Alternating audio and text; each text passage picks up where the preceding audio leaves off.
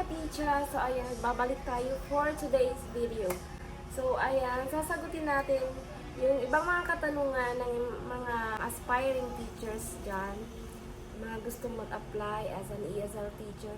So ayan, sasagutin natin yung ibang mga katanungan nila. Like for example, magkano daw yung sahod dito kay 5-1 Talk?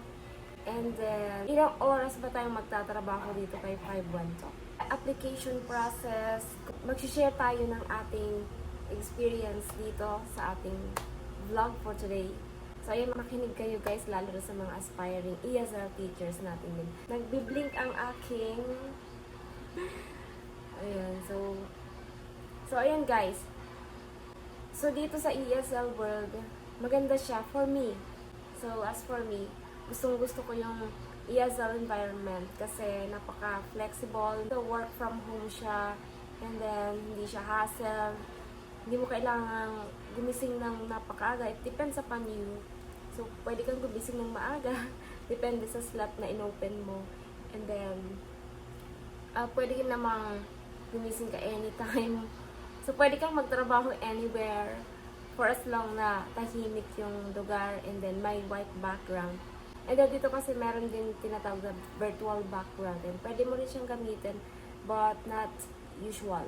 So hindi pwedeng gamitin as your usual background talaga. Kasi mas professional kasi kapag ganitong background, yung real background talaga. So ayan, sagutin natin yung unang katanungan like, magkano nga ba yung sahod dito kay 5-1 Talk? So ayan, real talk lang guys. Syempre, beginner. Sa iba, nag-start sila like 48 pesos for 25 minutes. I've started from 50 pesos for 25 minutes.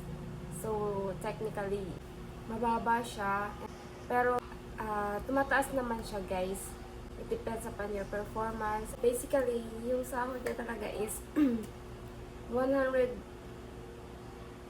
plus pesos per hour. So, ayun lang guys. And then, yung work time niya, depends, sabi ko nga, depende sa inyo kung gusto niyo full-time or kung gusto niyo part-time. Kasi kapag full-time, kailangan natin mag-open ng mas maraming slots. So, mas maraming slots, mas maraming responsibility, and mas maraming time na mako-consume. Pero, syempre, mas maganda yun. Kasi, kung wala kang ibang trabaho, and ito lang talaga yung pagpo-focusan mo.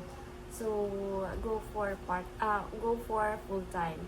So, ako kasi guys dito is full-time. So, since ginawa ko siyang full-time job, and then part-time sa ibang work naman.